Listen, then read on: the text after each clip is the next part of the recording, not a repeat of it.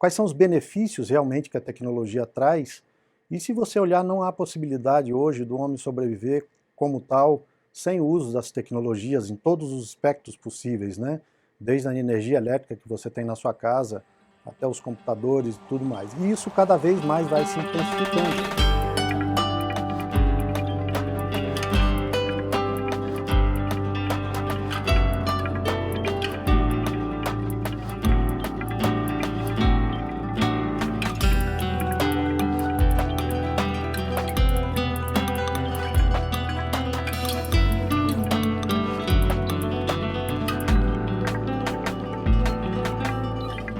Pode dar um foco especial na questão da biofabricação ou a bioimpressão de órgãos, como queiram, esses são nomes hoje que estão difundidos no mundo, né? Que são trabalhos ainda de pesquisa. O que esses trabalhos significam? A gente, inclusive, aqui no Instituto, a gente tem desenvolvimentos nessa área. Eles significam e eles apontam para um potencial de, no futuro, ao invés de você pegar uma impressora 3D, como hoje você tem, você pode ir numa loja, comprar uma impressora 3D e imprimir um brinquedo, imprimir uma peça. Isso é possível. Essas mesmas máquinas, o mesmo conceito pelo menos, né, elas vão poder no futuro trabalhar com células de paciente e produzir então órgãos, colocando de maneira organizada não mais um plástico, não mais um metal ou uma cerâmica que o seu organismo não quer dentro do seu corpo. Ele quer vida, ele quer material biológico e de origem do próprio paciente. O que se faz hoje? Você tem pesquisas que retiram células de pacientes, né, isso está no nível muito ainda de pesquisa, e você consegue então criar pequenas estruturas, pequenos tecidos, que você podendo fazer essas pequenas estruturas, por exemplo, você pode testar uma droga ali. Você pode colocar uma outra droga, você pode colocar uma dosagem diferente. Então você já queima algumas etapas aí e você está mais próximo de trabalhar no ser humano. Então você não usa mais ou não deverá usar mais animais para teste de drogas. Você vai desenvolver drogas para aquela doença, naquele estágio, daquele paciente. Mas esse é o começo. Esse é apenas o começo, ou seja, nós estamos agora na infância dessas tecnologias. Então vai acontecer o mesmo com a medicina, com a indústria, nós vamos integrando e tendo uma vida mais integrada, mais digital. Quando a gente fala em vida digital, algumas pessoas assustam um pouco, né? Mas a vida digital ela é necessária, ela é que dá esse benefício para a gente de viver mais, viver com qualidade, ter uma condição de integração maior, poder falar com as pessoas com quem você gosta.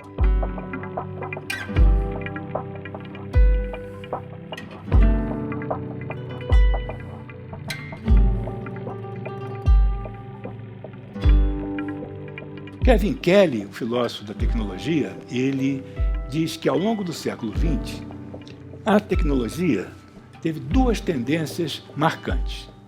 A primeira foi a miniaturização dos componentes, ou seja, devido a essa capacidade crescente de intervir em nível molecular, nível atômico, eletrônico, você foi sendo capaz de resumir, de condensar componentes de tal maneira que esses componentes se tornam cada vez menores. O transistor era uma mesa.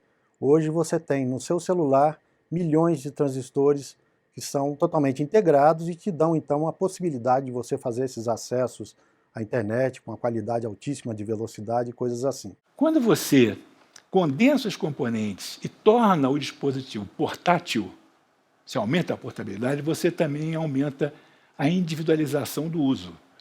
Ao invés de ter o rádio da casa, cada um tem o seu rádio. Ao invés de ter a televisão que a família vê depois do jantar, cada um tem sua televisão. Cada um tem seu computador, cada um tem o seu. Para individualizar o uso, tem que multiplicar a produção. Isso significa que cada vez mais nós nos envolvemos num ambiente tecnicamente enriquecido. E que, portanto, esse é o nosso habitat. Não vivemos mais na caverna, à beira-mar, na floresta magnífica, não. Vivemos agora nesse mundo altamente tecnificado, como, por exemplo, o ambiente que nós estamos aqui agora. A coisa mais natural que tem aqui são os nossos corpos respirando. Tudo mais é artificial, inclusive o ar, que é condicionado. Então, criamos isso, criamos esse mundo. Esse é o mundo que nós, nossos ancestrais e nós, criamos e praticamos. É aqui que a gente está. Se a gente olhar o futuro, por exemplo, da indústria, vai ser uma indústria integrada em que a gente vai ter o mínimo de consumo de material, com o máximo de produtividade, com o mínimo de uso de pessoas. Aí a gente pode pensar, mas aí nós vamos reduzir postos de emprego. Sempre foi assim. Na década de 90, por exemplo, na década de 80, 90, quando os robôs entraram em produção nas fábricas, começavam a entrar em produção nas fábricas, né, existiam movimentos muito fortes no mundo contra a robotização, porque isso ia acabar com os empregos. Não foi verdade. Foram criados novos empregos com mais qualidade, né, exigindo mais da ciência, mais do ser humano e do seu conhecimento. A segunda grande tendência é os objetos técnicos se aproximarem de nós, se tornarem cada vez mais próximos, mais íntimos, e, eventualmente, eles passarem a coexistir muito próximo ao nosso corpo. Imagina carregar no seu bolso uma vitrola, um rádio, uma televisão, uma máquina fotográfica, né?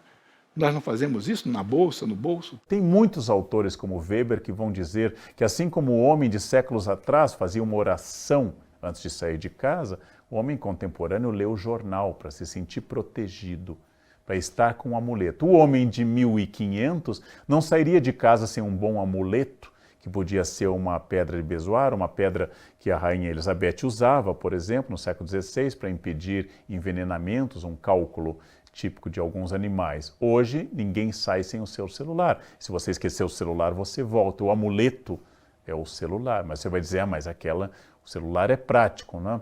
Bem, dá para viver sem o celular. E como dá para viver também sem um cálculo renal de uma cabra para tirar veneno? Então, esses são os continuistas. Nós somos únicos, irrepetíveis. Nós somos fenômenos especiais. Duas pessoas nunca são iguais, dois momentos nunca são iguais, mas existem necessidades que atravessam a história. Eu posso fazer leituras universalizantes, como fizeram Auguste Comte no século XIX ou Karl Marx, ou seja, são leituras universalizantes, questionadas depois como excessivamente genéricas e que ignoram a realidade específica de cada momento.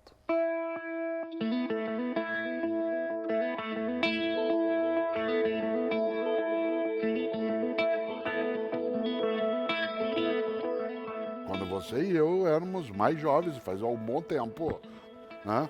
Nós queríamos num final de semana, num feriado, irmos para um lugar para curtir, onde não tivesse eletricidade, não tivesse gente, não tivesse telefone. Isso era uma vantagem competitiva. Quero desligar. Desligar. Agora, qual é a primeira pergunta? Tem Wi-Fi. Tem Wi-Fi. Exatamente. Na década de 70, quando foi criada a internet, os criadores da internet não tinham noção do impacto que a internet teria na sociedade atual, né? Tanto no comércio, como na vida das pessoas, na utilização diária. Eu não tenho a menor dúvida, por exemplo, que hoje a internet reinventa em mim valores ligados à diversidade cultural. Eu acho que é assim, a possibilidade da internet ser uma grande fonte de reinvenção de valores. Ela não é só isso, ela também consegue formar a covardia, o nazismo, o preconceito. Mas eu não posso desconhecer que essa dupla fonte, essa dupla possibilidade do mundo digital apoia o uso da construção de uma cidadania que seja mais decente, que seja mais sólida. A ideia da virtualidade ela é muito perigosa, porque ela parece virtual, mas ela tem um alcance concreto no cotidiano das pessoas.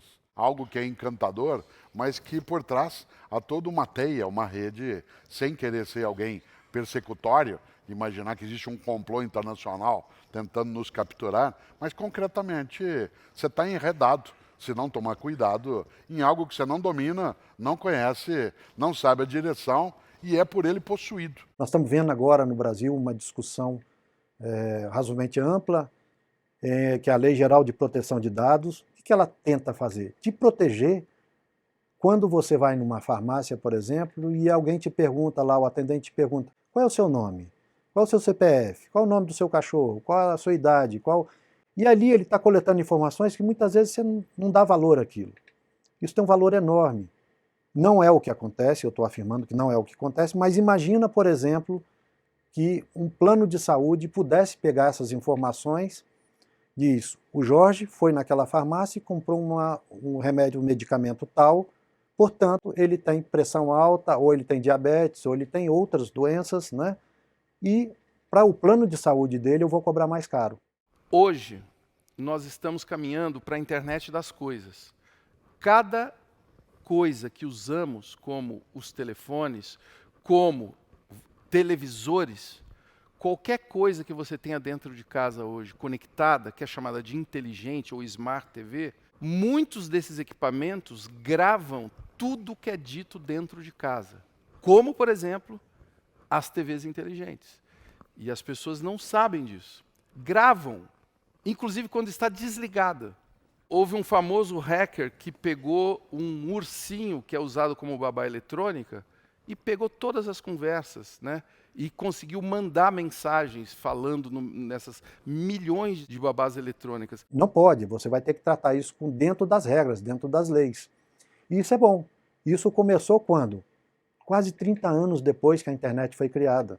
Então nós tivemos que ter muitos problemas anteriores, né, para poder aprender e entender que nós temos que ter regulação. Como trabalhar uma quantidade de dados que a gente não é capaz como um ser humano. E já tecnologias estão aparecendo para isso. Por exemplo, para um diagnóstico médico. Um diagnóstico médico no futuro ele não vai ser baseado na cabeça de uma pessoa, de um médico.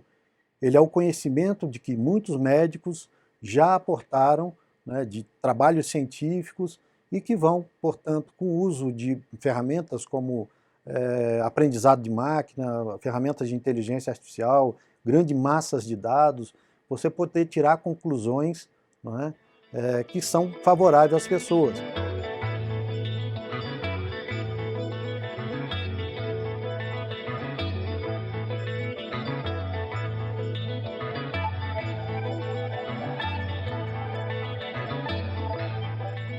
Uma das coisas mais importantes, por exemplo, da cidadania hoje, né, no século XXI, é a possibilidade, sim, de nós disseminarmos o acesso à informação.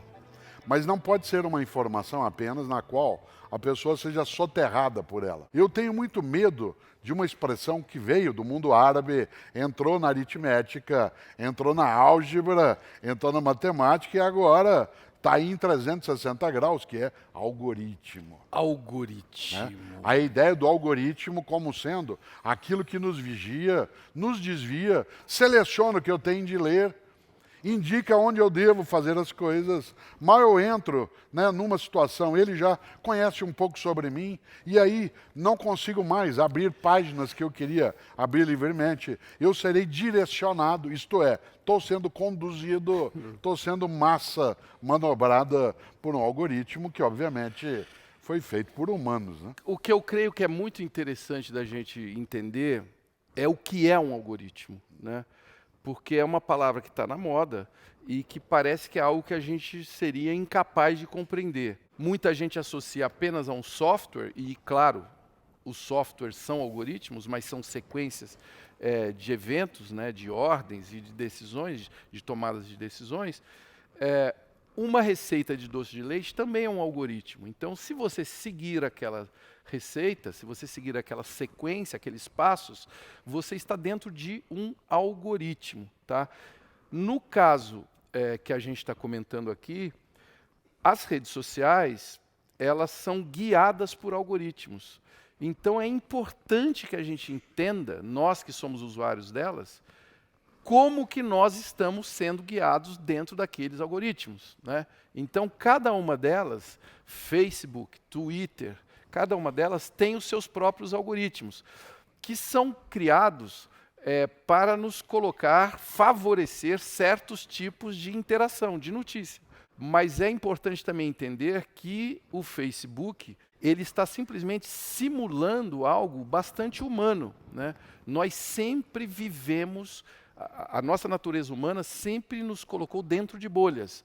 A primeira delas, a família, a gente nasce dentro daquela bolha, depois vamos para a escola, dentro da escola temos subbolhas, tem a turma do fundão, tem os CDFs, tem o pessoal que mata a aula, tem o pessoal que pula o muro, né?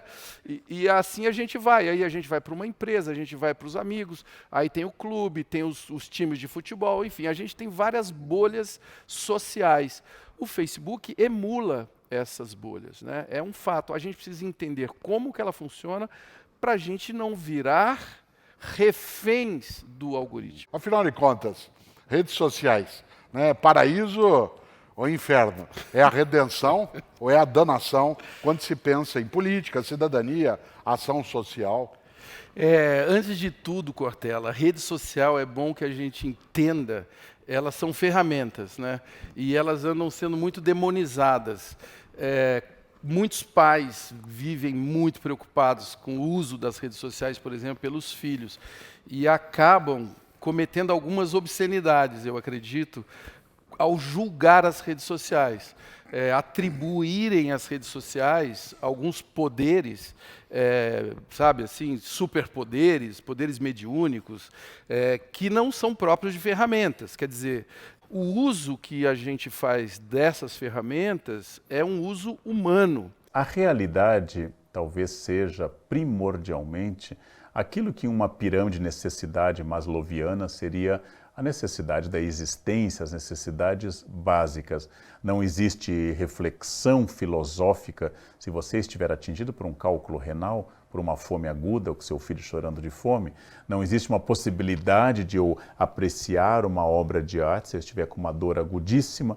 Então existe uma realidade biológica que se impõe a todos nós. Quer dizer, os homens precisam de comida, os homens precisam de ar, os homens precisam de contato com as outras pessoas. Elas são basicamente as mesmas. Diria uma certa linha continuista de uma longue durée, de uma longa duração quase geográfica, que o que variou hoje é a tecnologia, mas nós continuamos as mesmas pessoas que estavam lá no Paleolítico. E o Yuval Harari acha que pioramos. Depois do Paleolítico, com a invenção da Revolução Neolítica da Agricultura, nós pioramos com uma dieta mais pobre e assim por diante. Porém, existe uma linha que acha que mesmo que a fome seja uma grande questão, nós estamos sempre em transformação. Então existem continuistas e existem pessoas que entendem cada momento histórico como único. O número de pessoas envolvidas na produção de alimentos é muito pequena.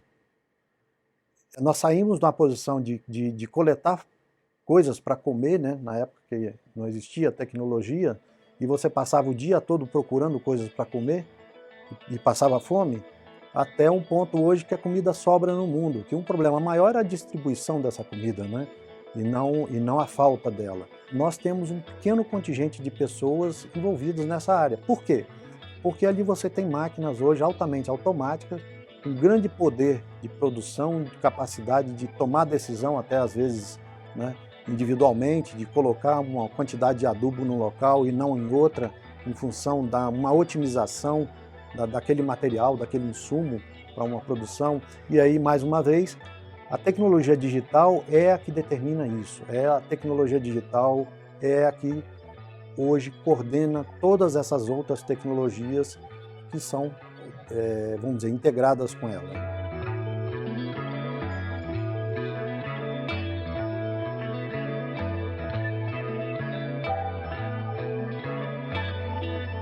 Uma vez eu estava dando uma entrevista para um canal de televisão e no intervalo a entrevistadora ela me perguntou: você poderia falar sobre o uso da impressão 3D para a produção de armas? Sim, não há problema nenhum. A impressão 3D, como eu disse, ela está sendo ótima para a indústria, ela vai ser ótima para a produção, por exemplo, específica de órgãos no futuro, mas ela pode produzir uma arma. Então, qual é o mal da tecnologia 3D? Não está na tecnologia 3D, ou na manufatura aditiva, ou impressão 3D. Ela está nas pessoas que estão usando.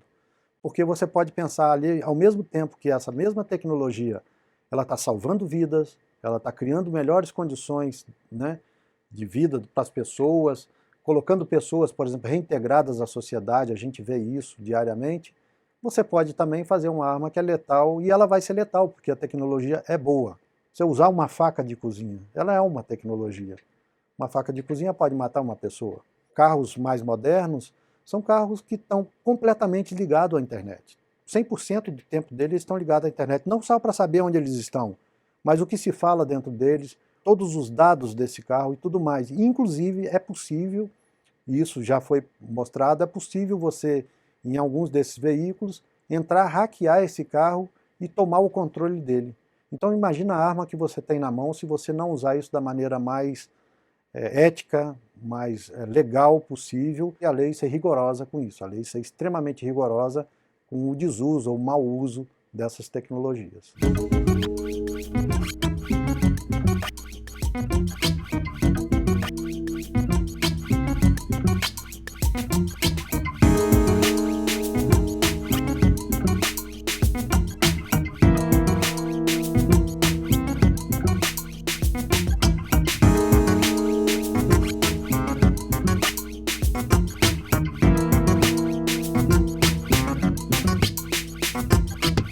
Então vejam, as fronteiras entre o que era humano e o que não era humano, o que era, portanto, inumano, não humano, estão em acelerada dissolução. Nas duas vias, nós exportamos humanidade para uma série de artefatos e de coisas, eles, portanto, se humanizam, se aproximam, né, de nós, e, à mesma medida que isso acontece, nós passamos a conviver e a dialogar com seres que não eram do nosso círculo, do nosso âmbito, da nossa comunidade. Ora, se nós hoje somos capazes de intervir lá no nível microscópico da constituição dos componentes eletrônicos dos artefatos, se nós somos capazes de intervir no nível microscópico dos componentes celulares de cada organismo, nas proteínas, os DNAs, não sei o quê, é natural a previsão de que, eventualmente, esses dois tipos de intervenção produzirão um híbrido. Você terá um organismo combinado com objetos, com características, com sistemas artificiais.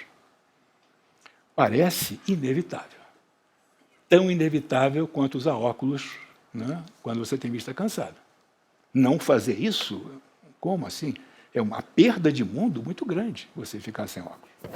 Então, da mesma maneira, uma perda de mundo muito grande você não ter essa possibilidade, essa capacidade de instantaneamente se pôr em contato com outras interioridades.